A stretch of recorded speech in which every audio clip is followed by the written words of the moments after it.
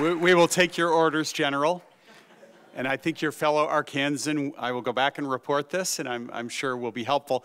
And a couple of the things that she is actually looking at with our Deputy Secretary Tom Nides, this whole notion of economic statecraft, getting the embassies to start thinking this way. We brought the AmChams from all over the world in. Hard to believe, but this was the second year in the history of, second year in a row, the history of the State Department that we actually had this unique idea of bringing all of the chiefs of mission around the world into the State Department at one time. It's hard to believe that this probably hasn't happened since Thomas Jefferson brought in John Adams and Ben Franklin. But, you know, this is our way to try to send this message. And the other thing, General, that we'd love to talk to you more about and get your input on is the Secretary announced our AMP program, Accelerated Market-Driven Partnerships, which again is a public-private partnership that tries to, I call it a AmCham on steroids, to try to get these a public-private entity in these targeted countries, in these expanding countries where we could start doing business. But thank you for your comments. It's very good, and it's a great way to start our morning. We appreciate it. Now I would love to introduce our first panel discussion, From Silos to Synergy, Creating Uncommon Alliance. Our good friend, the U.S. Executive Director of the World Bank Group, Ian Solomon, who will be our moderator. I want to welcome everybody up on stage. And Ian has been a great pal, worked with him in the Senate when he worked for Senator Obama and I worked for Senator Clinton. And I think we're in for a real treat this morning. Thanks, Ian.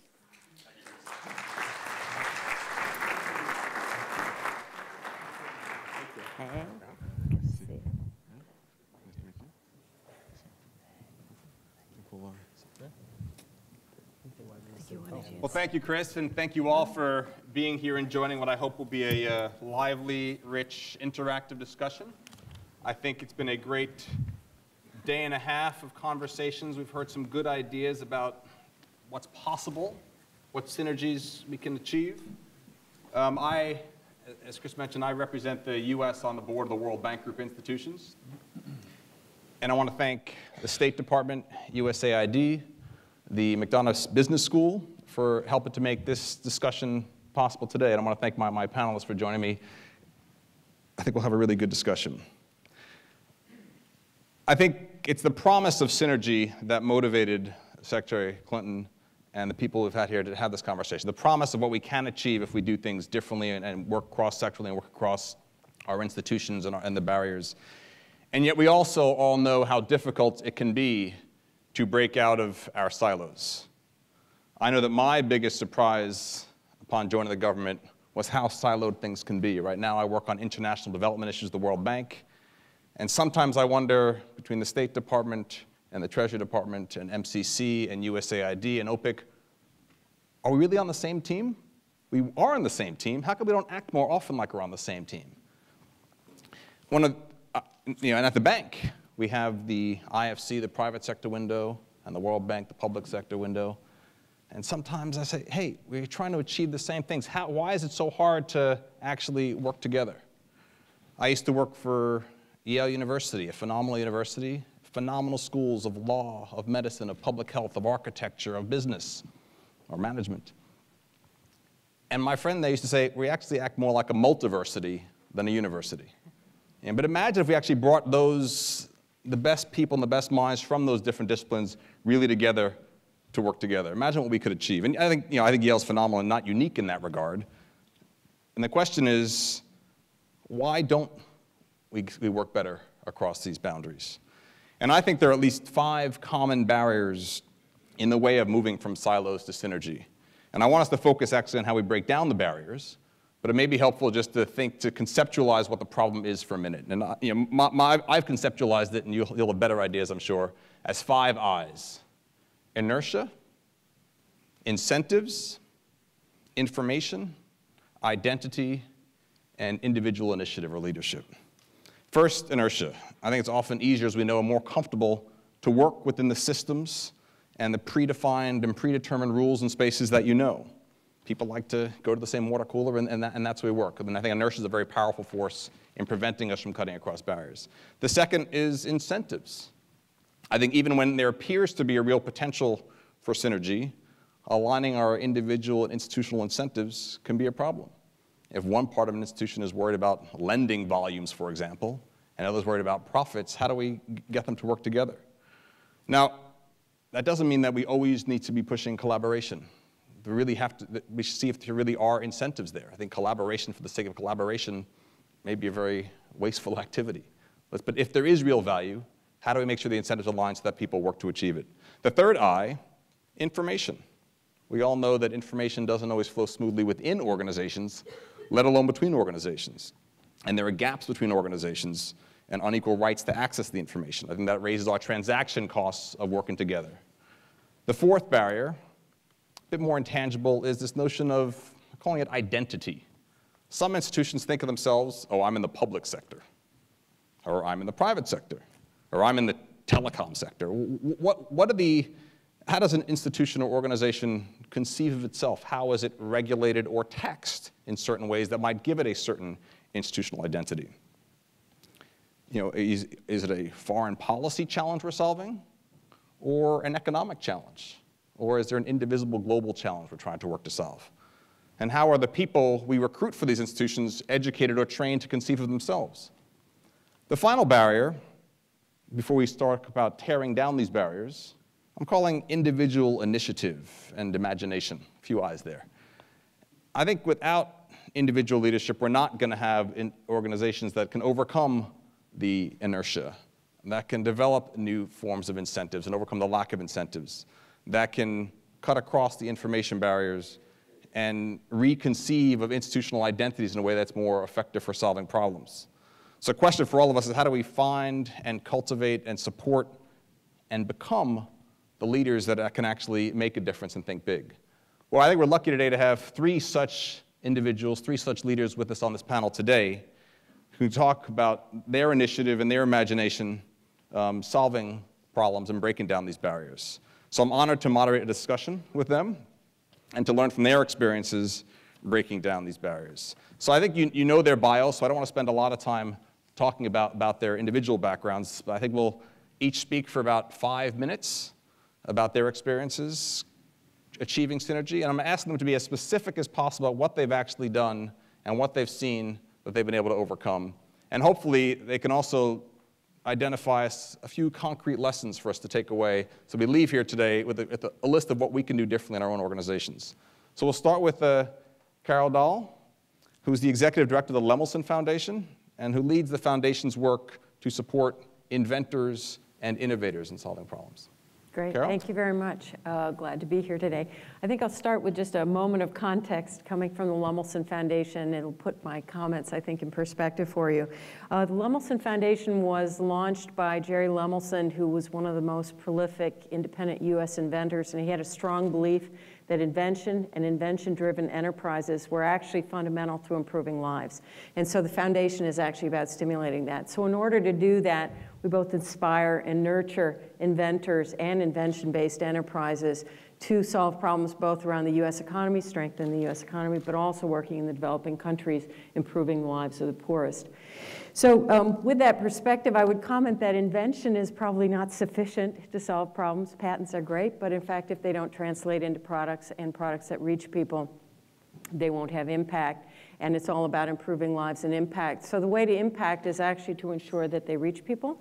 And one of the best mechanisms to do that is actually through businesses, self-sustaining, viable businesses. And so we promote entrepreneurship as the path, the innovation pathway, and entrepreneurship as a path to ensuring inventions actually have impact on lives. So I wanted to talk a little bit about what we've observed in terms of the importance of collaborations, a couple of examples, and maybe a comment about how the landscape is changing to actually encourage the breaking down of silos and the engagement of individuals and forging the needed partnerships moving forward. A 2-second setup to say that there is a path that the innovator goes down, and in fact, one needs to think about the path. I have to say that yesterday in all of the sessions, except perhaps the last one I sat in on, which was on design, we focused primarily on the tail end, which was people just talked about financing. And I think there were a couple of comments made through the day that pointed out that there may be a fair amount of money actually out there that isn't actually finding great deals and great deal sourcing. So I think we need to think about the pipeline. So on the pipeline, you have to start with somebody who's inspired to actually want to work on the problem and understands the problem at hand or the opportunity, because a lot of times it's really about opportunity and not just about problem. The second is you actually have to equip that person with the skills, the knowledge, the repertoire of things that they can undertake so that they understand how to go down the path and be successful. The third is, of course, there needs to be support for idea generation, enterprise generation. And finally, you get to the point I think we discussed quite a bit yesterday, and which is critically important, and often is the place where you see a dip or valley of death come along, which is getting the financing, really robust financing that will take to scaling and delivering out to the people you're trying to reach. So if you go along that pipeline, there are really two places where, in fact, collaboration and breaking down silos are absolutely essential. I want to touch on that a moment and then talk a little bit about ways that the silos are breaking down and how we might foster that. The first place where I think collaboration and breaking down silos is essential is actually within the enterprise itself. So there are three things that are needed to make an enterprise successful, and it's almost more seen in the context of what's missing in the companies that fail than what is success in the companies that actually are successful. And that is that one needs to understand the problem in the context of the individual you're attempting to reach, whether it's as a consumer or a user or a person who's got a problem you're trying to solve. So that means you actually have to understand that community. The further you are from your own cultural biases and backgrounds, the harder that problem is, which is really engaging and understanding that. The second piece is you actually have to have a value proposition. In order for that person to pick up and want that solution, even if it's a behavioral change, there has to be a value proposition that's worth the change in that person's life, whether it's a financial commitment or an individual behavior change that's needed. So business skills, thinking about how you find value proposition. And the third piece is, of course, I believe, in science and technology and engineering and mathematics and design and all of that that brings something from a small-scale product to something that actually can scale and be manufactured and solve problems for hundreds of thousands to millions and billions of people. So those three things are absolutely essential. When you start the enterprise, you either have somebody who's amazingly gifted and has all of those capacities, which means you need to train them to understand those capacities are needed, or you need a consortium of people who actually come with those skills to being. And in fact, you don't see a lot of dialogue happening between those skill sets. And I would say particularly that what you see is companies coming forward that come from the social mindset, don't have a clue about value proposition, don't have a clue about getting to robust technologies, haven't made that interface to the state-of-art engineering, design, et cetera, that will take you to a really robust, scalable project. Or you see them coming from the business side saying, yeah, great business proposition. Haven't talked to the users and consumers at all to see whether or not that's the solution that's coming down the path. Same thing on the technology side. I come from that background myself, and we just love to take our great solutions and drive them down everyone else's throats. So I think collaboration is critical at that first step. And not to be forgotten in that collaboration is the actual user and consumer. And as I was saying, the further you are in terms of your cultural background from the person you're trying to reach, the greater time frame that's needed and the greater immersion that's needed. And so there are partners who can help you get there. So that's the first point. Second point I would make is that there's collaboration need to build an ecosystem that will actually support over time the ability for invention-based and other enterprises to emerge that can meet social needs. These are really new pioneering endeavors. There aren't a lot of great examples we can hold up and say, it really works. But there are some out there. And so we need people to come together to actually build that ecosystem. And it's in the ecosystem, I think, that we touched on some of the issues yesterday. There are a variety of players, of which I represent one group, and obviously our hosts represent another. So governments are key. Foundations like our own can play a critical role. You also have NGOs and other nonprofits who are critical in the mix. Investors, we've talked a lot about investment, absolutely essential and perhaps the place where we really need to actively draw people in. And finally, there's actually the successful entrepreneurs from the past who play a critical role. So what is the role of governments? Some suggestions here to our own hosts would be, it's clear that governments need to identify and gather evidence about what the needs are, where the opportunities lie. I think that was highlighted by our last speaker and highlighted yesterday as well. Governments actually have the reach, the power, the information gathering capacity to do that. The second is that they need to encourage favorable policies for innovation, entrepreneurship, for bridging of borders, et cetera, that will actually encourage people that there is a path that they can go down that will be successful. The third piece is that you need regulations that are actually supportive for new products. We've encountered cases where, in fact, a new product may be emerging. We fund a group that funds and supports innovators and mentors them in Peru. And we have the first medical product being developed in Peru, which is a phototherapy device. There's no regulatory process. So, in fact, the incubator is having to work very closely with the government to find a path to take this forward. They can ship them in from outside the country. They can't actually develop them in the country and get them implemented. And then the fourth piece around the governments is, of course, programs. So programs to support innovation, discovery, the idea generation, but also training for people to actually have those three critical skill sets around the social science skills that bring you to identifying the problems, linking it with design that links you back into the business, the skills for actually identifying the value proposition, and also to support this technology and fundamentals. Foundations play a critical role. I think we have a unique role we can play in terms of taking risk and being involved in early stage, so early stage grants that empower the birth of companies. We as a foundation are deeply involved in that, particularly in creating mentoring capacities in countries. Early pilots with first-in investments that may absorb sort of the risk or the possible first loss for other entities that are trying to get comfortable with this investment space. Building new interdisciplinary communities. Who actually has the convening power to bring together the kind of group we see in the room on an ongoing basis? And then evidence collection. What works, what doesn't work in terms of building enterprises for success and disseminating that. So two areas, within the enterprise collaboration in silos, and then also in building the ecosystem. Now I turn to, I think, what is a ray of hope, which is I think there are some new opportunities, new venues, new forums that are actually making change. And some of them are actually here in the audience, so I'll highlight that. What we see is actually that there are, I stopped actually, I should go on to say, it's not just about foundations and government, there's also the NGOs. I think NGOs play a critical role, particularly those working on the ground, in forging the relationship with the user and consumer. So in fact, they need to be part of the mix. They're frequently the entry point to get on the ground. Investors, we talked about yesterday, bringing critical resources to scaling and dissemination and building firm, robust projects for the future in terms of engaging. And then finally, the existing entrepreneurs. You need to get your stories out there. You need to be the mentors for the future, both what works, what doesn't work. Get it out there, be honest, because that's going to create an environment for sharing. So those sharing environments that I mentioned, they're coming up, and I think they take the form of networks. We have a great network. Actually, Randall's sitting here in the second row, which is Andy, the Aspen Network for Development Entrepreneurs, which brings together those who are trying to do, together with those who want to fund and support, together with those who actually have the investment for the long haul, and provides a forum where, in fact, people can share about what works, what doesn't work, what are the barriers, what are the opportunities, and actually is a great place for people to meet partners and do deals and actually get stuff done.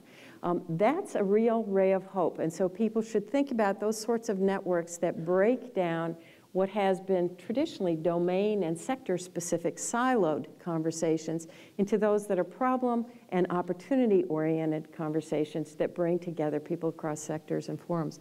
The second place I would say is in communities of practice. And so, in fact, we see communities of practice arising in this field, and I'm going to highlight one that just launched actually about a week or two ago, and we have a representative from that group as well, which is the National Collegiate Inventors and Innovators Alliance just recently announced an alliance called the Sustainable Vision Connect. In fact, Amy Smith is here, and I know she's been very outspoken on behalf of this connection network, which is really about a community of practice of faculty who seek to address global challenges through technology and market-based innovation. And so this connected network of faculty are committed to preparing students to create cross-sector solutions and global problems, building university programs that actually will teach culturally appropriate technology and invention and market-based innovation, and then also promote the launch of scalable businesses. So creating a community of practice across the universities around the globe, not just in the US, that actually will share learning about how we create the entrepreneurs and visionaries for the future that are going to solve social problems. And then finally, I'd comment that new venues. I think the meeting we're at here is actually new venues, but I will highlight one as well. that's happening in the developing countries. And so we have a partner in a group called Vilgrow in India. Vilgrow, we actually support in terms of doing mentoring and incubation of innovation-based and invention-based entrepreneurial endeavors to grow up to be socially motivated outcomes. And in fact, they've launched a program meeting that's called Unconvention. And Unconvention actually brings people across sectors who are all interested in solving what are the greatest problems for rural India in terms of creating new businesses, new self-sustaining enterprises for the future. And I think that kind of venue is once again the kind of place where deals get done, information gets shared, learning, very honest about what works, what doesn't work, gets cross-fertilized, and in fact solutions can come forward. So I'll just end by saying, I know I've probably taken my time, but three things again, which is, there's a pathway that people go down, and there's collaborations that needs to be formed in order to create successful enterprises cutting across disciplines and domains of expertise. There's one that needs to be created to have a viable ecosystem for enterprises in this social domain, and that means cutting across sectors and bringing stakeholders like ourselves to the table to actually bridge what are the dips, the valleys, the abysses of death along the way for the enterprise. And then finally, that there are new opportunities in terms of new collaborations, new networks, and new fora where people can engage. So I'll leave it with that. Thanks. Great. Thank you, Carol. Thank you very much. And I think the concept of ecosystem is a very important one. And I like the idea of unconvention. And among the conventions I best like is the title our next speaker brings to the table. Ed Martin is the Director of International Insights and New Methods at Hershey's. So maybe, Ed, you can talk about international insights and how that contributes to this notion of an ecosystem. Sure. Well, first of all, I want to collaborate with you on at least three things after that. So. My name is Ed Martin, and I work at a chocolate factory. My office is actually dead center in the biggest chocolate factory in the world, so life is pretty good when it comes to that. I also want to say, before I go into a little bit more detail on why I'm here, why Hershey is here, I did a presentation, it's been about a year ago now, a little over a year ago, at the Chamber of Commerce for Business Civic Leadership Center. A friend of mine, Stephen Jordan, runs that, and met a person, Lala, from the State Department.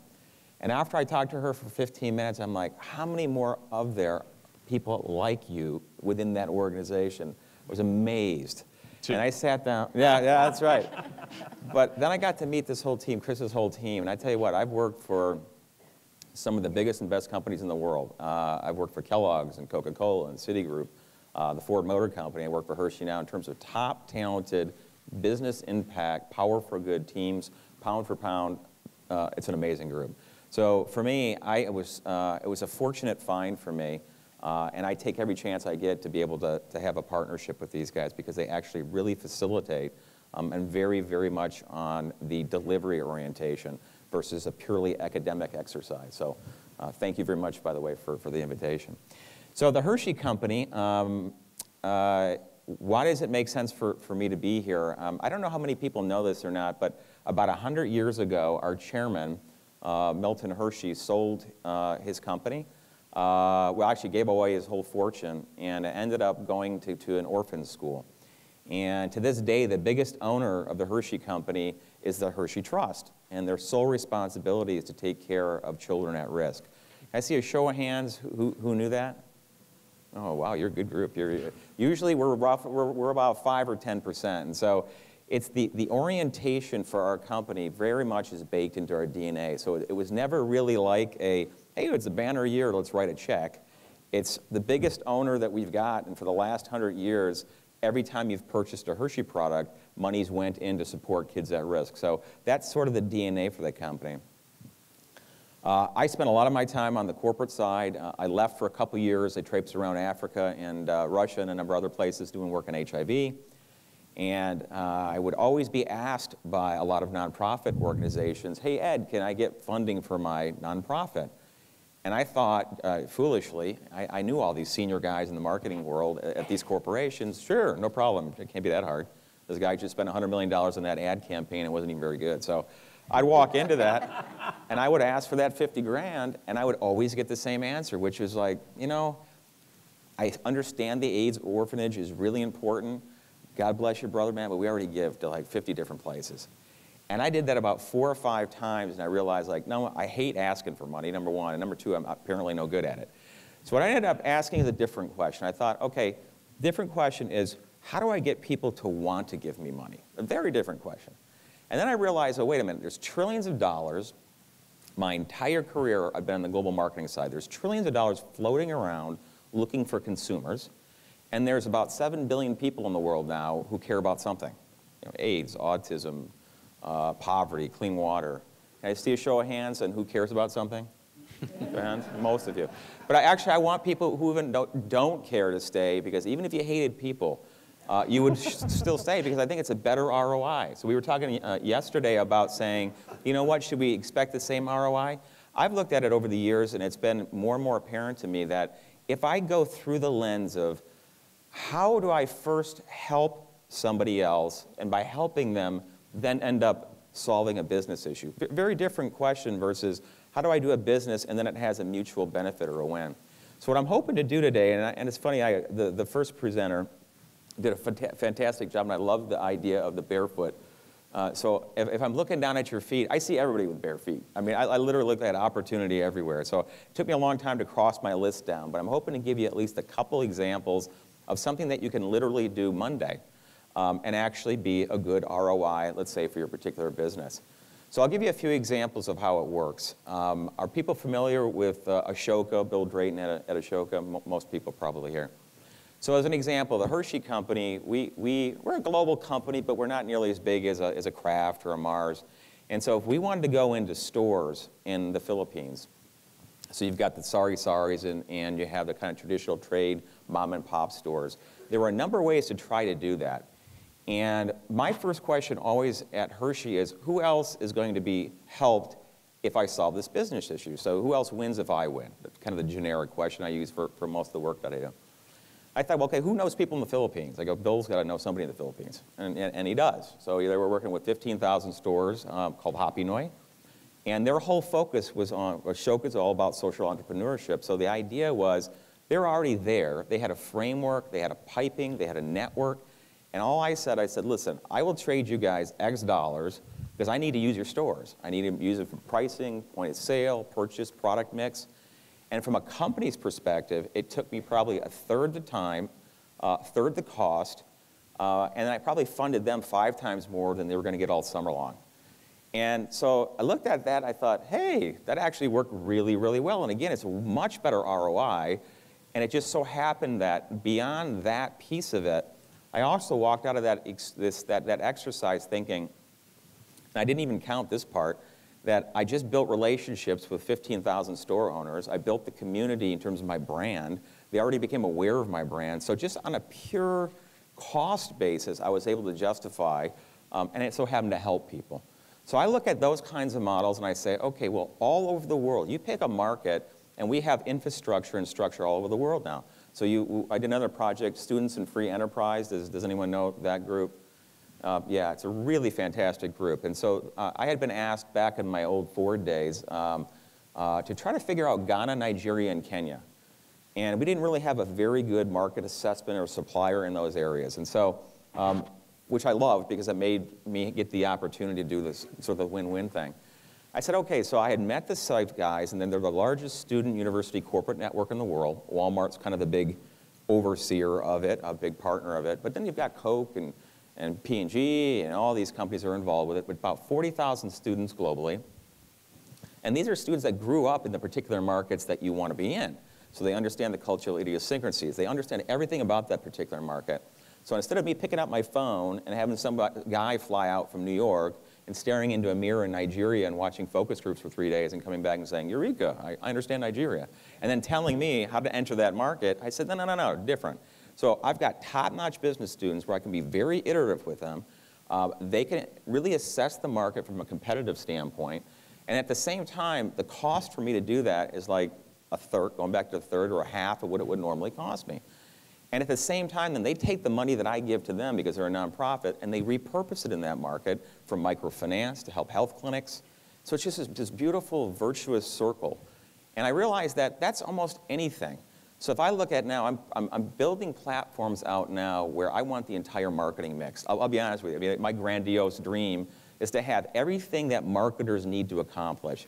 So whether it's take my survey, spend 5 minutes, and all of a sudden your time earned a malaria net, to watching an ad, to friending a Facebook, to going to shop at a particular store.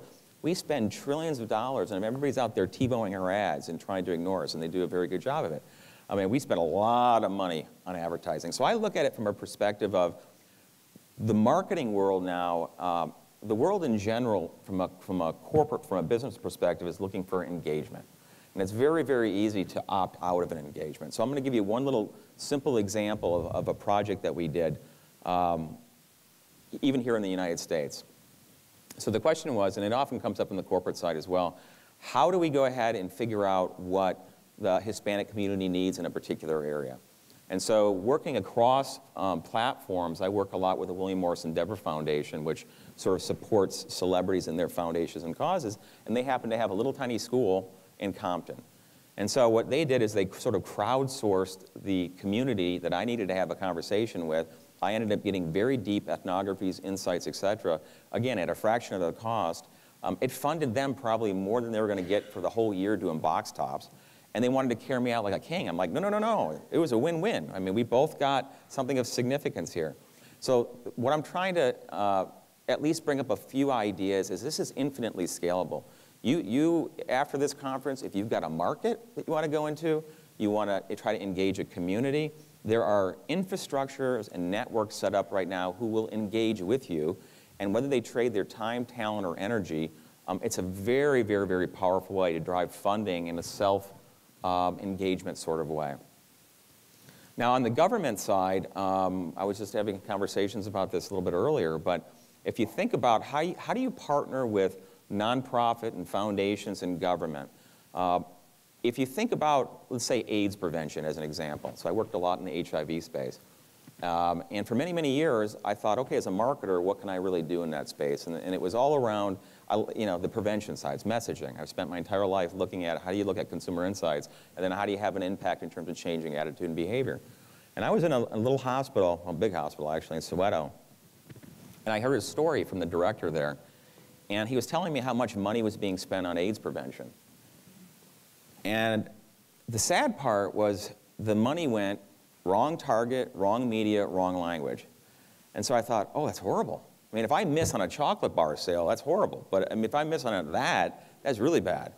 And so I had went back to PEPFAR, which is the President's Emergency Plan for AIDS Relief, and I said, listen, us corporates, we collect that stuff all the time. When I was at Coca-Cola, I knew everything about that. If you're targeting a 15-year-old boy in South Africa, I knew their habits, their hobbies, their aspirations. I knew what they watched. I knew everything about that child. And so I don't care where in the world you are, there are companies everywhere collecting insights from the slums of Mumbai to, I was just in Mumbai working on some penny candies. We get it from everywhere. So the whole idea is in terms of how can you work with NGOs and how can you work with the government, very, very easy to repurpose that. So you take out the proprietary stuff and then you let people who are trying to engage a particular group at any market around the world practically, because we collect it every day. Billions and billions of dollars gets poured into that. And then you wonder why, well, if we can add another module of questions on the back end and actually measure the return on investment, the impact. We're all about impact. You look in the back, it's about impact. So everybody wants to know, what's the metric, what's the impact? And oftentimes, it's a human nature. You end up measuring what's easy to measure, right? So in this Soweto case, people were measuring a metric that said, hey, 100,000 people saw my ad or saw my sign. Yeah, it was wrong language, wrong people, but they got more money because 100,000 people saw it. So the idea really is about trying to leverage what corporations have, which really costs us nothing, very, very little. But if I'm able to make a $5 billion investment go to $10 billion because it engages and it resonates more, and then I'm able to put a simple extra module question. So if I'm talking to 1 million people a year all around the world and I add 5 more questions in the back end, and I can go into saying, are you aware of the initiative, how to change your behavior? Then it uses the same machinery to understand what kind of programs in every market around the world. And we've got machines everywhere in the world. When I was at Ford, Coke, Kellogg's, they're going day in, day out. So the idea of working with governments or working with NGOs or foundations or what have you, it's heavily predicated to me on repurposing, reusing, reconfiguring, but a lot of the answers are already there. So I'll throw out one more, and we can have another conversation here, but all of these, as an example, are very much easily justifiable.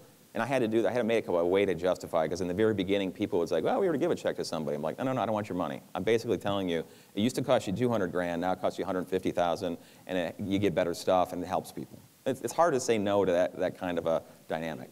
So I stick usually with that. That's my shtick. I just tell them, it costs you less, you get more. And it helps people at the same time.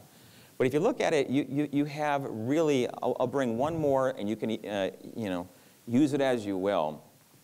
We have a program at Hershey called the Hershey Track and Field. Anybody ever hear of that one before? Okay, fewer people, but it's been around for 35 years. And it's about us trying to get kids active, and people might say, oh, we work for a chocolate company, but it's been around for 35 years. It's getting people active and outside and competing and things like that. So normally companies would go ahead and call their ad agency, and they'd say, okay, listen, this is what I need. I need to have you make an ad and then send it over here, and the media agency would buy that. And there'd be a whole chain of events that goes on, and it costs you a whole bunch of money, and then hopefully people see it. So I decided that's not really what I like to do. I like to say, who else wins if we win here? So Jordan Sparks, who is one of a singer in one of these singing shows, she's got 1.3 million people following her on Twitter. She's got 1 million people on Facebook. I said, listen, here's the deal. And she cares about kids too. So I said, she's got her own foundation. So I was able to donate into her foundation as she tweeted out about my Hershey Track and Field to 1.3 million. So now you look at it about from a corporation standpoint. If I'm talking about myself as a corporation to other people, people discount that all the way. If I've got Jordan Sparks tweeting about me and my Facebook, and she says, hey, Hershey, thank you for donating into helping children. By the way, guys, check out Hershey Track and Field. Now, how much did that cost me? A lot less. And at the same time, worst case scenario, even if I got zero awareness, I'm helping more kids.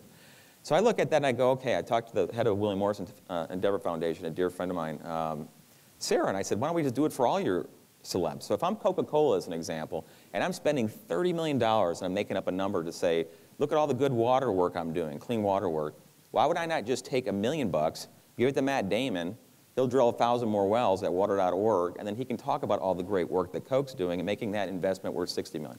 Point being, there's always value exchange in terms of where it's opportunity cost, where the money is.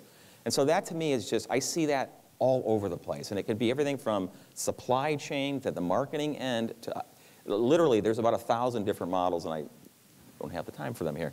But send me an email. If you want to go into a market, you need a consumer group, send me an email. We can find a way to connect you for a win-win. So with that, I will pass it along to my esteemed colleague. Thank you, Ed. Who else wins if we win here? I think that's a great question for us to come back to. But first, let me turn to Jigar Shah, a successful entrepreneur and the former CEO of the Corbin War Room. Jigar? Thanks. So after following those two guys, I want to just set expectations that I'm not quite sure that my remarks are going to be as impactful. But I think I'm going to try to come at this, I think, from a slightly different perspective. When I was 16, I was trying to figure out what to do, college and all sorts of things. And my dad had purchased a book probably when I was 9 or 10, and just based on the fact that I didn't want to read stuff that my dad bought for me, I didn't read it until I was 16. And in the book, it explained energy technologies, right? And it said, you know, it was like, I don't know, there must have been 30 pages in the book, and half of it was pictures, and so it was pretty easy to get through. And there was a page and a half on everything. So it was like a page and a half on coal, and a page and a half on nuclear, and a page and a half on wind, and a page and a half on solar. So at 16, I thought, this is great. You know, all these technologies are equal, right? Because they each have a page and a half, right? And clearly, I was wrong, right? Because when I graduated from college, clearly solar has like 0.1% or whatever it was.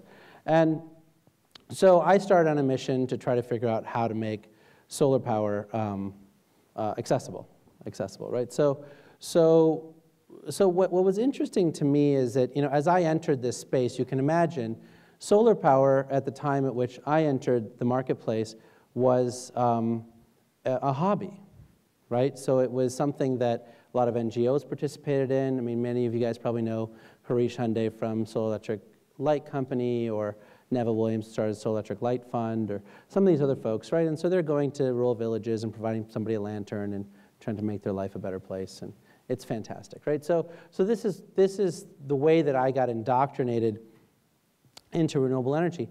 And for those of you who work in this field time and time again, it's slightly discouraging to move forward and see a case study about some village in South Africa or India or some place that has one village that's electrified.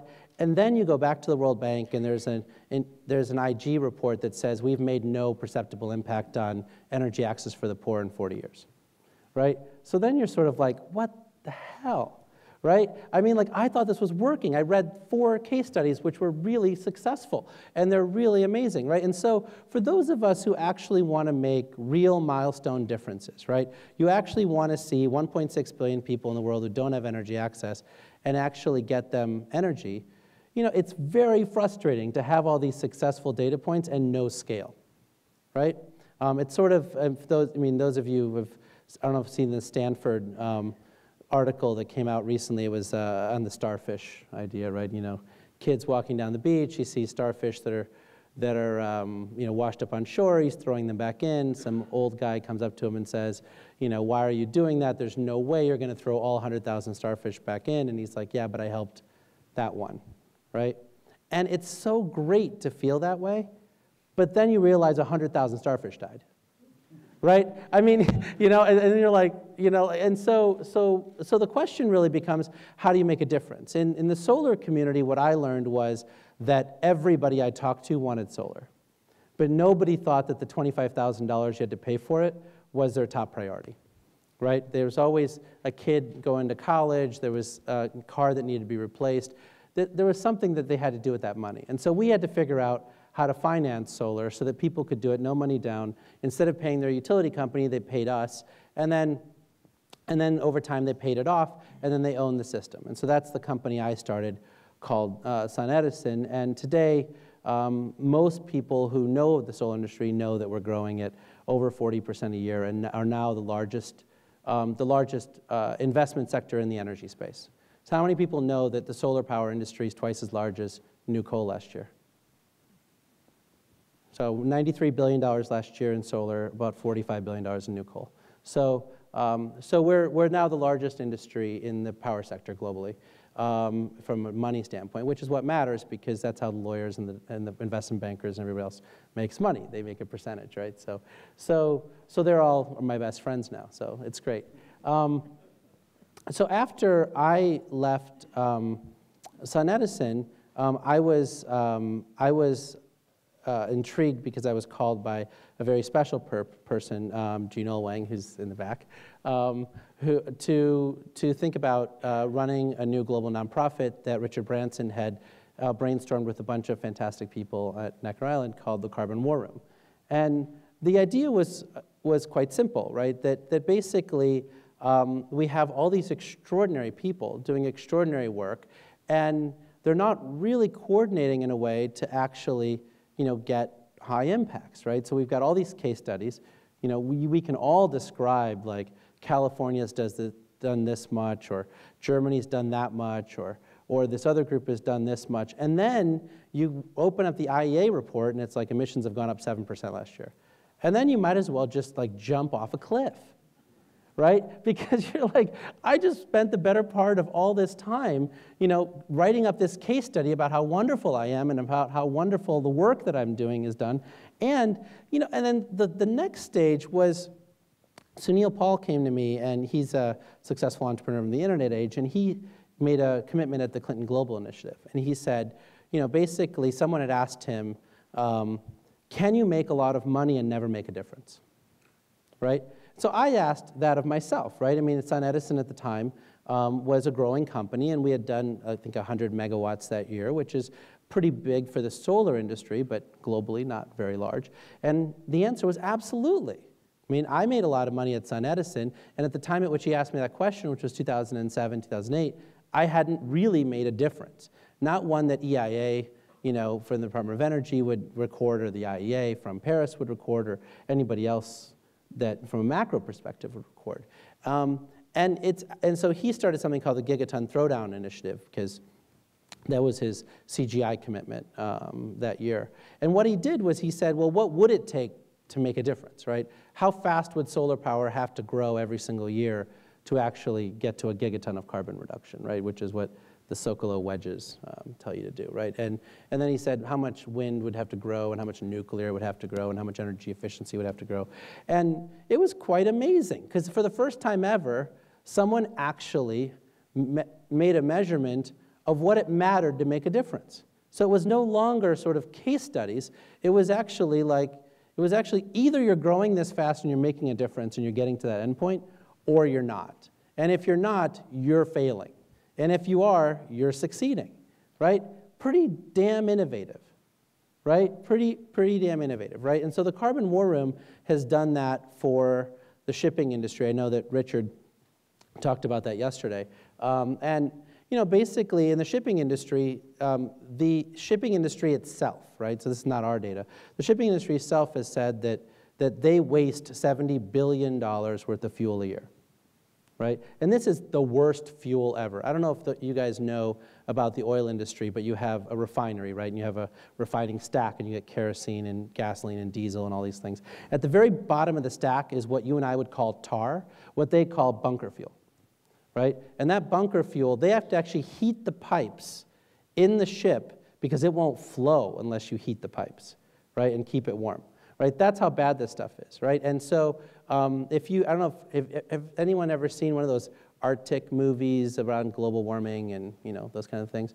So has anyone ever seen like the black stuff that comes out of the ice in the Arctic? That's all soot from the shipping industry. Right? We put catalytic converters on cars in the US a long time ago, right, and other places. So that the shipping industry uses this stuff, kills, I think, 1 million people a year or so just from particulate emissions. The Danish government has done tons of cancer studies and that kind of thing, right? And it's actually less than a 3-year payback to capture the $70 billion worth of fuel, right? So we were trying to figure out, why won't anybody pick up money off the ground, right? Similar things to what you guys have seen in energy efficiency conversations. And the answer was that whether it was, a car company or whether it was, a solar company, the company that owns the cargo pays for the fuel, right? It's a pass-through. So it's like you're renting a U-Haul going from here to Los Angeles. You pay $39.95 a day plus all the fuel charges, right? And so from the U-Haul perspective, he's like, look, I'm getting my $39.95 a day, so it's not really my job to put more money into the car to make it more efficient to save you money on your gasoline bill. And so the question becomes, if you had 10 U-Hauls lined up, would you pick the one that's most fuel efficient, since you are going to pay for the fuel on the way to LA? And the answer is, well, you would if you had the data. Right? If you actually knew what the fuel economy was of each of the ships, you might actually choose the most efficient ship. And no one had publicly offered up the data. And this is the information piece, I think, that Ian was talking about. And so now you're at a stage where we've now published this data. It's shippingefficiency.org. And now we're working with the major banks in the world. And the banks have said, well, gosh, if we actually finance a bad ship, then that ship might actually go out of business because you guys put up all this data, and Walmart and Cargill and all these other people are now shifting to good ships versus bad ships, not necessarily because of CSR, but mostly just because they're saving a boatload of money, literally. And so now you're in this situation where banks are saying to ship owners, we are not going to give you 70% debt on this deal because you're going to have to put a lot more equity in just in case you lose your shirt. And so you now have to put up 40% equity, we'll give you 60% debt. And now these ship owners have to come up with a whole bunch of cash to own their dirty, inefficient ship, right? And so now the marketplace is starting to work in a way in which it's supposed to work. And most analysts from Lloyd's List and other wonderful publications that I know you all read every week are saying that actually, that they are very confident that we're actually gonna mine a lot of the $70 billion of waste by 2020. And so what I would suggest to you in terms of my own life is that it does matter, and I think the government is a great place for this to matter. It does matter that what we're doing is relevant, right? It's amazing to me how many people wake up every morning and say, I did something good today, and their actions with the combination of other people's actions actually weren't relevant, right? And nobody wants to hear that. I don't want to hear that I woke up in the morning, did all this great work, and helped all these kids, you know, like with learning how to play basketball and helped them go to college and all this other stuff.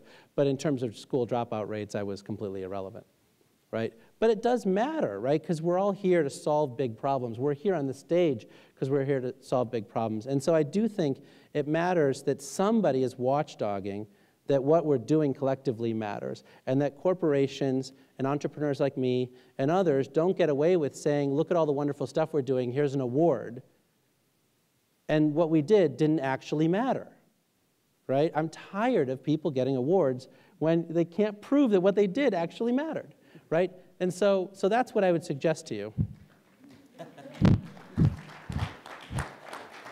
And so that's what I suggest to you. We're trying to do at the Carbon War Room. We really are trying to save 17 gigatons by 2020. And I appreciate the time you guys have given me here in this forum. Great. Thank you, Jigar. So why don't maybe we can like tilt in a little bit, have a short discussion among ourselves, and then we'll open it up for some questions from the audience. You've laid down a challenge, though, Jigar, about things have to matter to be relevant. The scale has to be big enough for us to bother talking about it, investing in it, et cetera.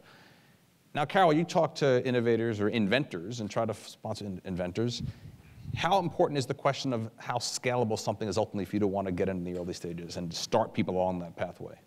Actually, that's a really interesting question. I think it's evolved over time, and I actually see it's an evolution that parallels the field, which is, I think there was a very popular theory, you know, a while back that sort of one by one we could solve it. It was very much the starfish case. When you sent that article, I completely resonated with it. And I think people are now realizing you have to start from the beginning with viewing the vision of how you're going to have impact at scale down the long haul, even if the path there is really incremental. So we are increasingly turning our focus, as I think others are, to say you have to start with the big vision, you have to start with a plan and bring the rigor of sort of business-like thinking to the problem set in order to be sure that you can get down that road. It's too late to be an afterthought. So definitely see moving in that direction. But Ed, at Hershey's, my guess is you make a lot of decisions very incrementally. You're going to go into this new market in the Philippines, and you want to do things.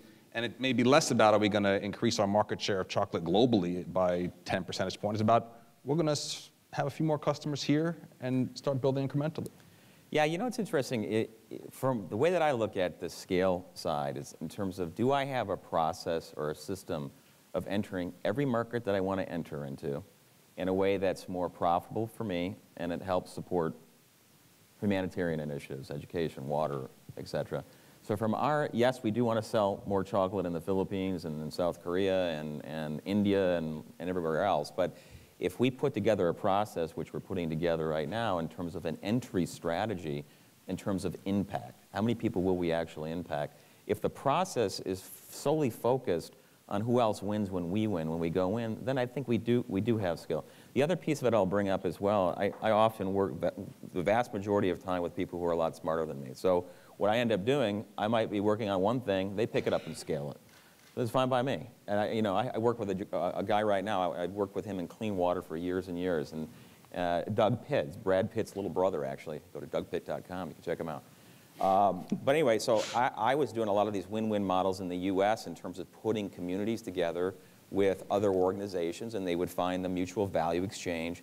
And so I would do it for the Hershey projects, and I said, okay, well, Doug, go for it, man, if you want to go ahead and do it. So I think part of it is that we look at our own shop, and we can say, well, how much of a difference am I making? Well, I just helped these kids, and these kids are still starving, these guys are still dying. But the reality is that, for me, the hope and the desire is that it sparks, I get it going. Now, my day job is I'm a corporate guy, right? I sell chocolate bars.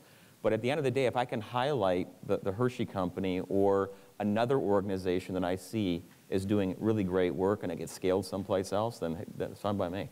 So a lot of the ideas that start for me are very discreet, but oftentimes other people pick them up and then scale them someplace else, which then that means they make money, but by the proxy of how it works, the more people are helped by basically doing that kind of a win-win model.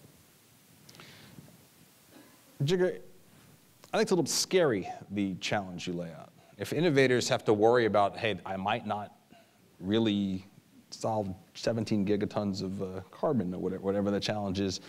What about my, getting a few, doing some of the work on cook stoves, actually helping some individual mothers and children and families actually improve their life expectancy and make ultimately we hope it scales, I think, but in the initial phases, if I'm worried about that big macro scale, I might not get started.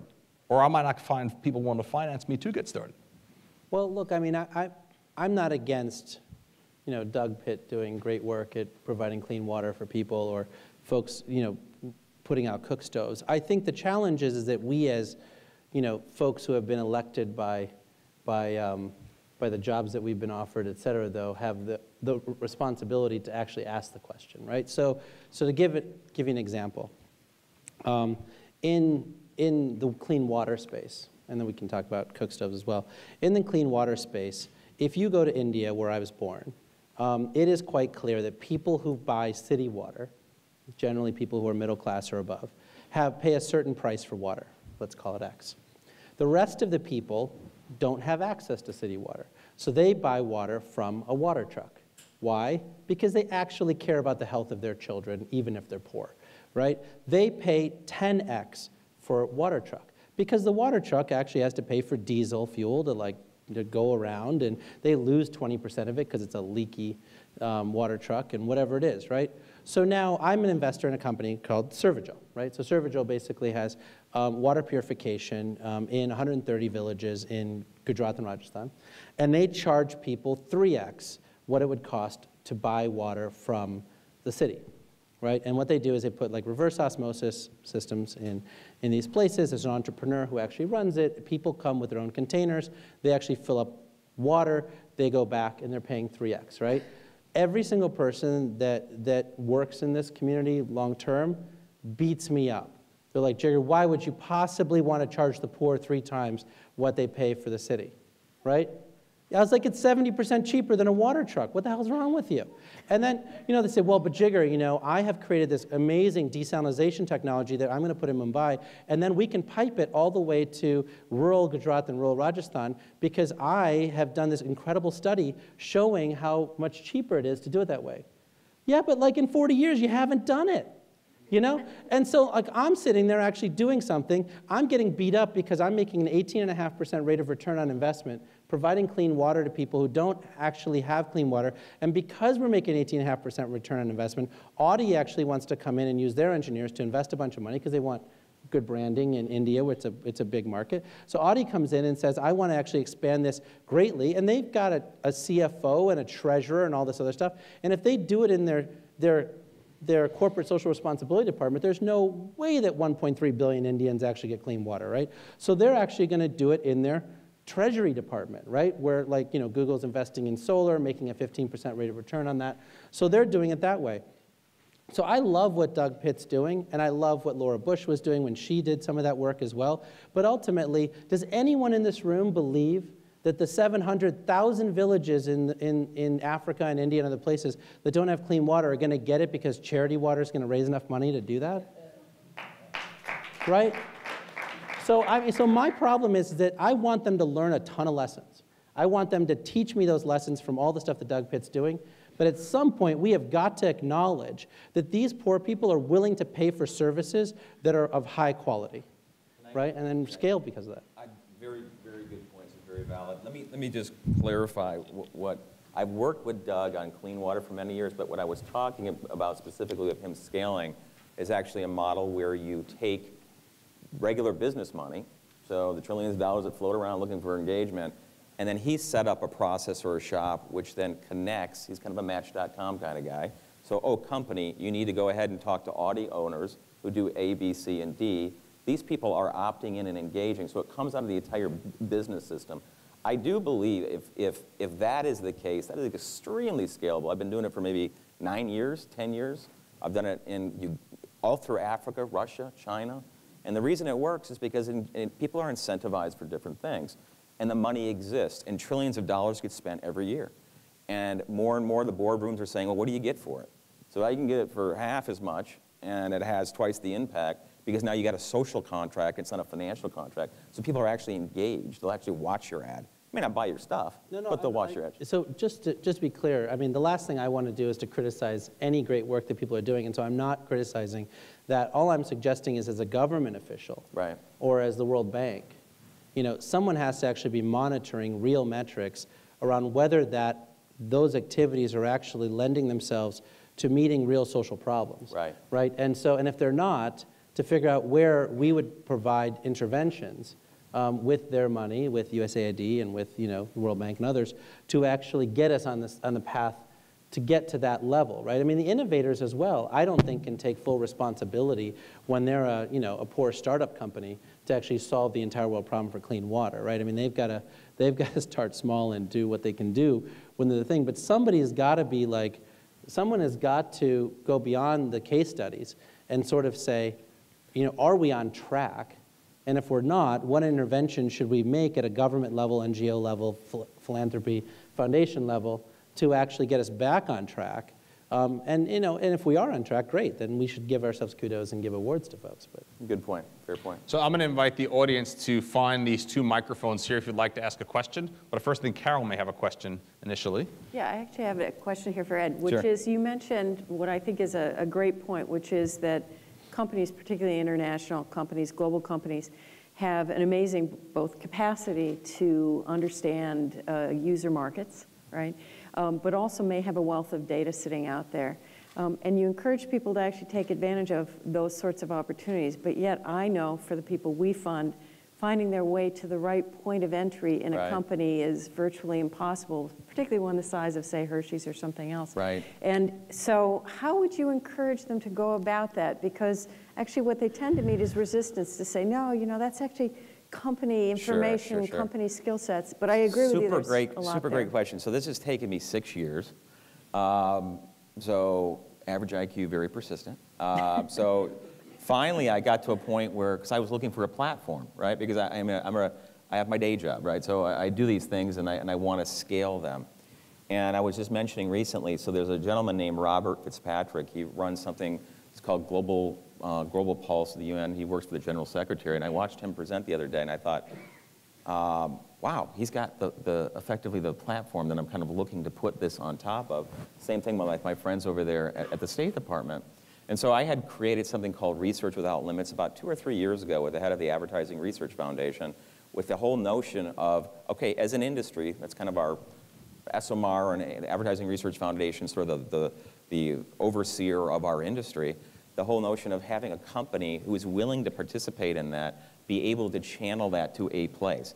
So within the last 2 or 3 months, finally, and I'm hoping it gets up and operational here in the next 6 months or so, I think I've got a couple spots of which companies who are interested in it can actually channel it to a third party. And whether it be under the General Secretary of the UN's office or State Department, then they have access, because companies, you're right. I mean, when I was at Coca-Cola, I don't want Pepsi to know what I'm doing, you know. But I tell you what, corporations, by and large, we all kind of collect a lot of the same stuff. I mean, there's a lot of overlap. There's like 80%. So for me, if you strip out the proprietary stuff and allow it to be channeled into a platform where it can be easily accessible, where if I'm going to target that 15-year-old boy in South Africa, at least I've got some basics.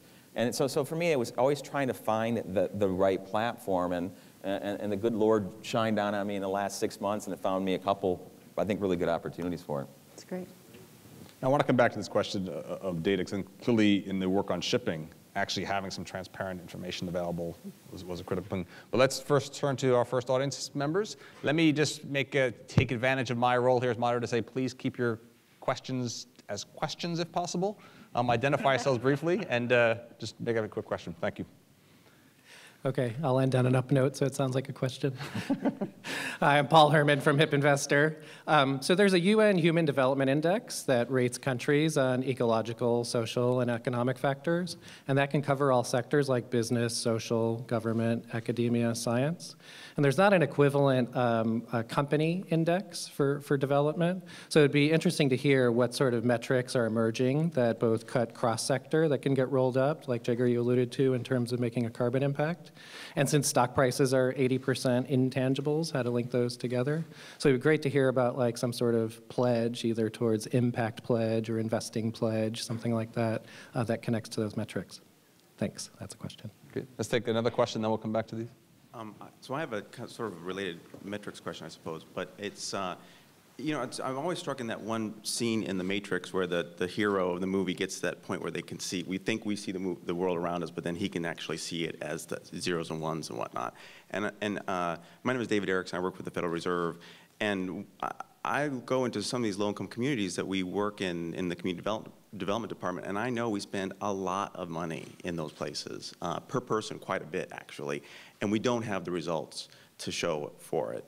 And so this was a discussion about silo busting, and I feel like the reserve banks within the Federal Reserve System don't talk to each other, so I don't know why all these other pieces are trying to, all the clinics and the schools and the police departments and all the rest, how they can be cooperating. But it seems to me that if we set the goal of ending poverty and we come up with the data mechanism to sort of to do it, to share the information, I'd like to just hear from the panelists, what do you think is sort of what are some of the possibilities for creating that kind of a data infrastructure that can coordinate so many different players? Okay, last question, then we'll turn it back to our panelists, please. I'm Ben Bingham, the founder of Three Sisters Sustainable Management, and I was really struck by your measurable thing, but I wanted to apply it to the finance world because, and also the government, the USAID, for example, the AMP program with 50 million, and Hillary said, that's a lot of money. Well, if we would really make a measurable difference, I think it would be when the whole world economy is about prioritizing the common good. And so how do we move, so my question is, how do we move trillions of dollars into this space, not the millions that we're talking about here, and through social networks, and I think you have some ideas that could be helpful. Thank you. Great. Thoughts on the metrics for companies?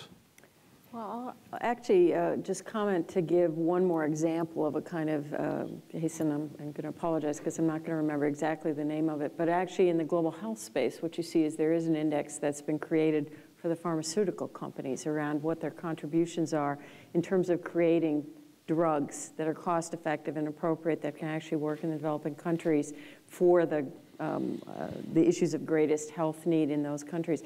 And actually it's had an impact because the companies do want to be at the top of the list. And so there is a competition that occurs in terms of people wanting to change what is perceived as a very negative perspective around those companies, when in fact the social mission of pharmaceutical companies is actually to improve health and improve lives, but actually extending that reach. So I do Who manages think the index now? Who collects the data and manages it? Yeah, there's an external group, and I'm not going to be able to give you that information right now. But if you look for the pharmaceutical index on for developing country drugs, or government or some yeah, it's an public external nonprofit group that does it. So it's an independent organization that does it externally, funded by folks like the Gates Foundation and others, who actually then support this independent metric. That helps to create what is a bit of a competition, but also an awareness and transparency about the work people are doing in that space. So I think there is great value for that kind of approach. So I would take your 5 I's and add a 6th one, as I think we talked about earlier. The 6th I is ideology, right? So there is this ideology gap, which allows us to not succeed at whether you want to do trillions of dollars under, under global good, or whether you're actually trying to fix affordable housing. So just to use affordable housing as an example, right? I mean, in the 1970s, President Carter decided to use the policy tool of tax credits to get people to do the right thing. Reagan decided to expand it greatly, and we've been with tax credits ever since. To use the Occupy movement as the proxy here, there is no way that anyone except for the 1% can use tax credits, right? Because of the active passive loss rules in the United States, et cetera, my mother cannot invest in an affordable housing project and get tax credits for that, right? So clearly it's the domain of the 1% to do that. Now the challenge is that we know the data. I mean, it's not like we don't know the data. I can quote it to you. So for instance, I put solar panels on 3 affordable housing complexes in California. And when I talk to the folks who will be left unnamed, who are developing these affordable housing complexes. These are amazing organizations doing thousands and thousands of units a year. Their costs of building an affordable housing complex is 3 times as much as the cost of the condo that I bought in downtown DC on a per square foot basis to build it, right? And you can call it Davis-Bacon wages, you can call it because Bank of America wants 50 cents, only pays 50 cents on the dollar for the affordable housing tax credits, and so they're making a killing on that. Or whatever it is that the reason is, the bottom line is that the money that gets spent on affordable housing for the building of affordable housing and tax credits is colossally wasted, right? It is so much cheaper for the federal government just to say, here's $500 a month, find yourself a place to live because all of these houses are in foreclosure and we absolutely need to put people in them, right? But how the hell are you going to do that, right? I mean, it's not that easy to do, right? Nobody trusts people, so you don't want to give them $500 lest they spend it on alcohol or something. And so now you have to figure out how to create some sort of food stamp-like card, right? And then you have to do all these things. I think one of the challenges that we have as a society, and this is an ideology issue, is that we've got a couple of things that we seem to not be able to resolve internally, right? One is that in the corporate sector that I probably have my most expertise in, it is clearly the case that individuals are far better philanthropists than corporations, right? And so to the extent that Hershey's decided to put all this money into a trust, right? That was the founder of Hershey's that did that. To the extent that Bill Gates is saying that 50% of all the money should be given away, the giving pledge, right? To suggest for a moment that GE and everybody else is going to just do all this corporate philanthropy without linking it to their core business, right, is sort of nonsensical, right? And so you actually have these great philanthropists, Richard Branson, Bill Gates, other people who are doing these things, not because they necessarily help the Virgin brand or the Microsoft brand or whatever, but because they're at a place in their life that they want to do good in the world, right? And so these folks actually have this extraordinary power, and I think the Gates Foundation is clear. Like, I mean, everybody I talk to at the State Department and USAID say, oh my God, like, it's only because of the Gates Foundation that we've totally blown up how we do public health, and we're now all figuring out new ways of doing this stuff. So they've clearly made this huge impact. And so part of what I think is that we sort of have let our high net worth individuals off the hook, right? So when Obama administration brings in, like, how do we solve this problem? They bring in Jeff Immelt, and they bring in Eric Schmidt, and they bring in all these people. What they should be bringing in is Warren Buffett and Bill Gates and all these other people and say, look, when Rockefeller set up his foundation, or Carnegie set up his foundation, he was like, look, I'm going to put a library in every frickin' place in the country. And the small town I grew up in Illinois had a Carnegie library, right? And these guys are really interested in doing that. And these are the folks who are actually solving big problems, but we don't really ask them for their advice very often. We think that corporations, for whatever reason, seem to be at a higher level than these individuals who've started a corporation but have now sold it and made their money. And so my sense is, on the metrics side, you and I can talk metrics all day long. And we can talk about energy, we can talk about housing, we can talk about all sorts of things. But at the end of the day, ideology plays this huge role. One last point. So right now, everyone's working on cook stoves and sustainable energy for all, right? And my big problem with this is that if you look at 10% of global electricity is used by burning an oil-based product, diesel, heavy fuel oil, something like that, right? The cook stove stuff is exactly the same. A lot of people don't actually forage for their own wood. They actually buy charcoal from people, right? And so they're paying serious amounts of their money to buy these things to do whatever it is they want to do. The rates of return for the solutions that we have there are off the charts. I mean, like, if you look at solar lanterns today, they're at about a 7-week payback.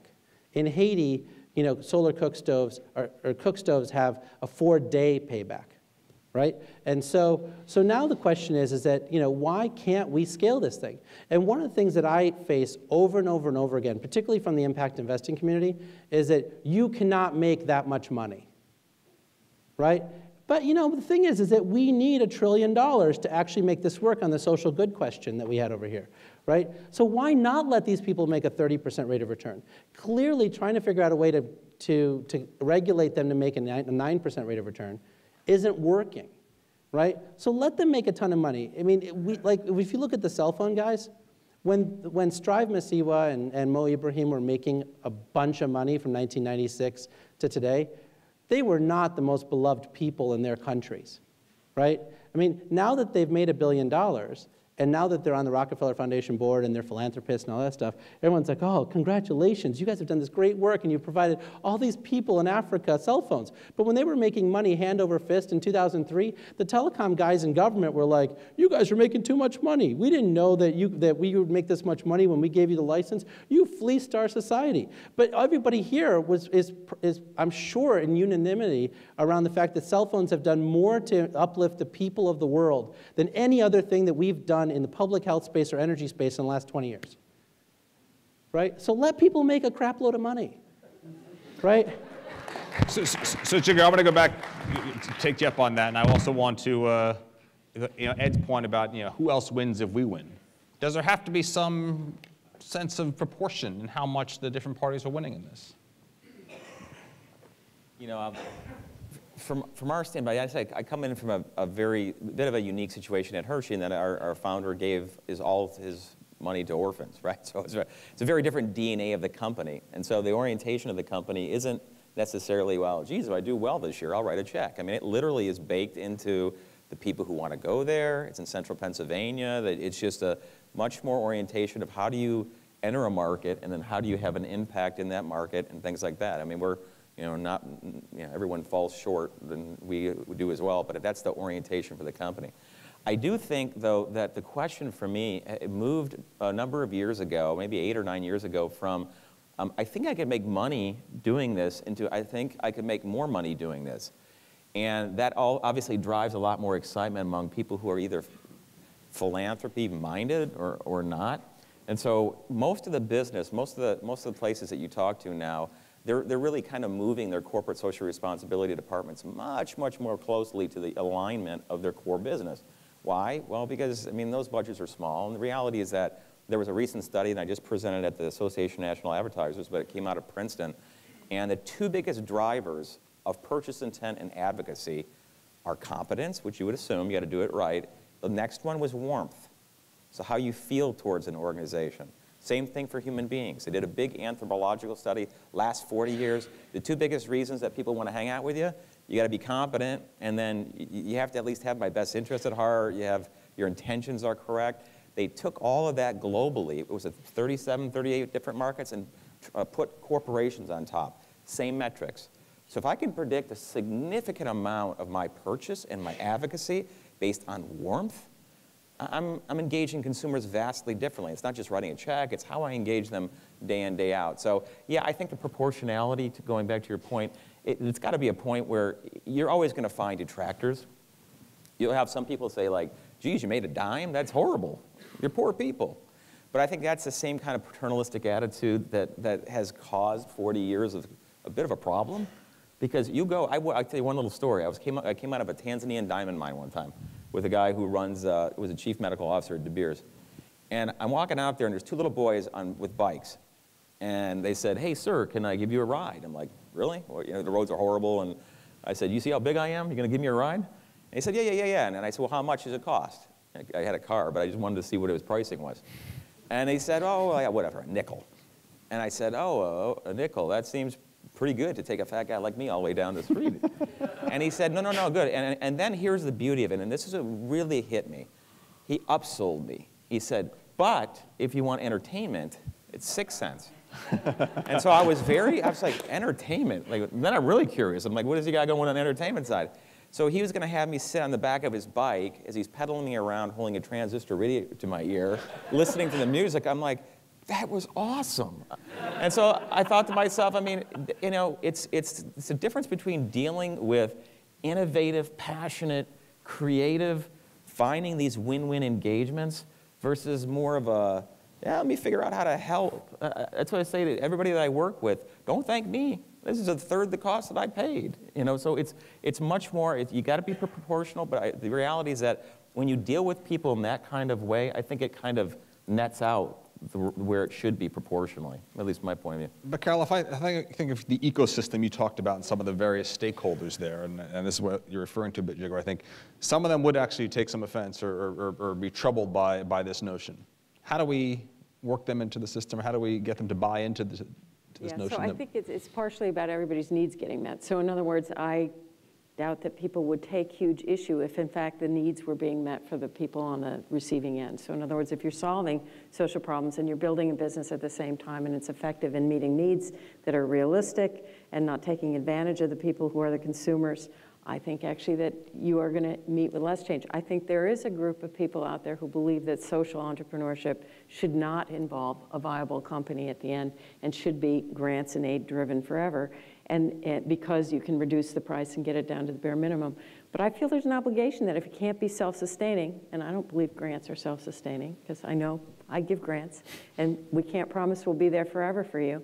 You know, if we're not doing a job as funders to right structure different kinds of mechanisms for funding for high-risk early stage things that are medium-sized, things that need, you know, some capital infusion of a different format, if we're not creating different ways of putting money in there, and then we're not holding people accountable, in a sense, to deliver on what we're funding them for, then I think we're doing them an injustice because we're not making them self-sustaining. So I think there's an obligation on the part of those of us who create programs, put money out there to actually understand what the next stage needs.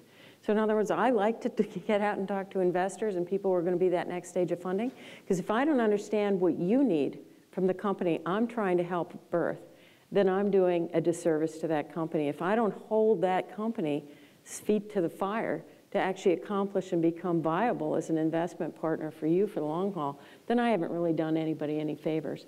So I think that there's an obligation on both sides of the table, but I think if we were actually meeting the social needs at the other end, I doubt there'd be as much of a question about people making money. People seem very happy with people like Bill Gates and Richard Branson, who have done a lot, made a lot of money, had impact on people's lives, and now are giving back. And so I think you could expect the same. Ed, please. One more point to that.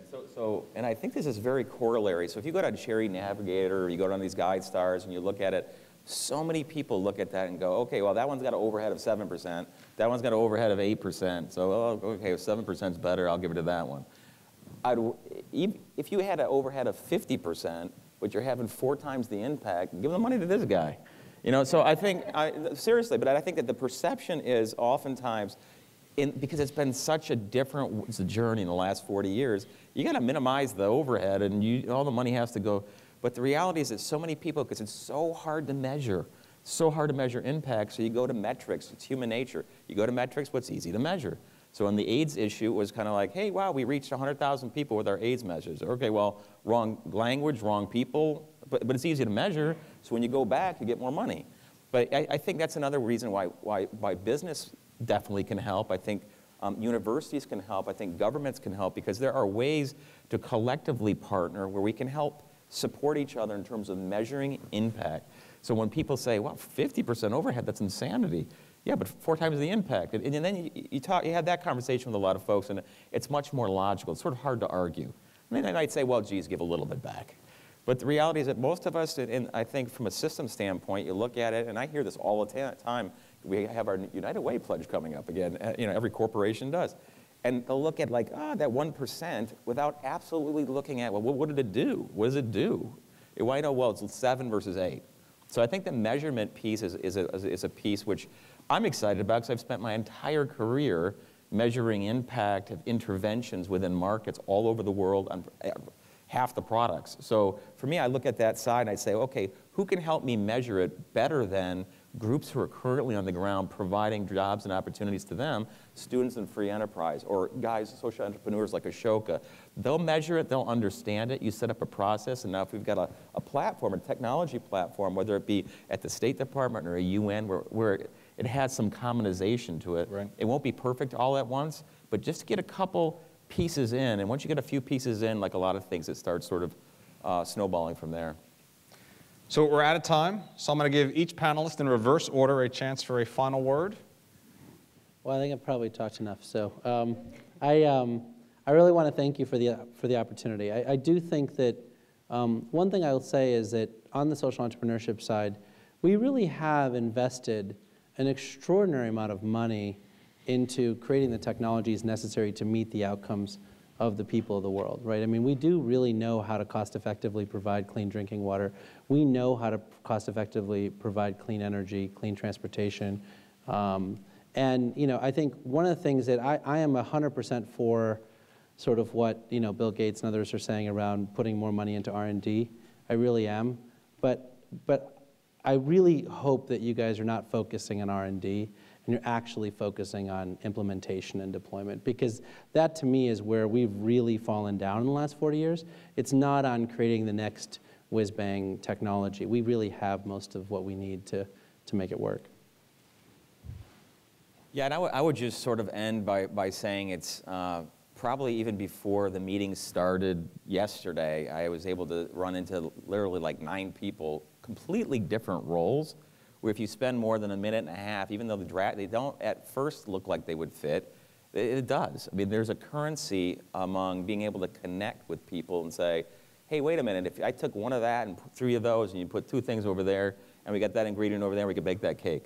So my thing is that this 2-day kind of event, these kinds of things where you do bring in the unusual cast of characters or whatever Chris was calling them, but to me there is opportunity to say what's the shared stream, and usually you spend more than a minute, but usually people don't. They just kind of stick within their own, and I just see it everywhere within the conference. And so I would say continue to work with, people always ask me, even back at my company, like, what are you doing over at A, B, and C?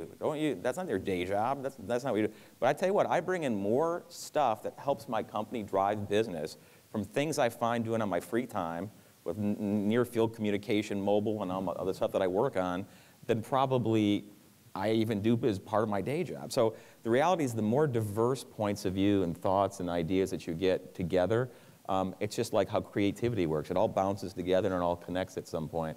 And when I present oftentimes, especially to my fellow corporate folks, they light up. If you can sell toothpaste and help people at the same time, you gotta be kidding me. Because you see all the way around the room, I don't care what company, people have generally, 99% of the people I run into have a heart to want to do something of significance. So I'll leave it at that, but thank you so much for allowing me to be on the boards. Yeah. So I guess I'd comment just to say I think people should think about the individual enterprise that they're taking on, but also think about the ecosystem. And I think all of us in this room actually have a obligation to be part of building an ecosystem that will make it easier and easier for companies, existing companies, as well as new enterprises to come down the path of doing social good while doing well as businesses and becoming self-sustaining. And so I'd encourage all of us, I think the points about getting out of the box, talking to people you haven't talked to before, but think about it not just within the slice of the pipeline you're on, but actually the full pipeline, both front to back. And I guess I don't actually believe that all innovation has happened. So I'd encourage you to go out there and think creatively, and that there's new inventions that need to happen that will make it even cheaper, more accessible, and really get it out there to people. And you're only going to do that by expanding your own thought space. And there's lots of people in this room to do that with. Great. Well, with my last word, let me thank all of you. Please join me in thanking the panelists.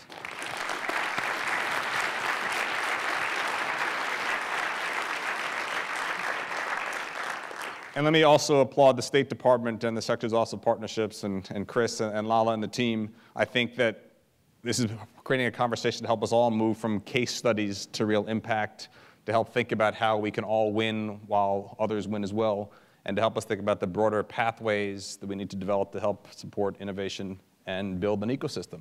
So thank you.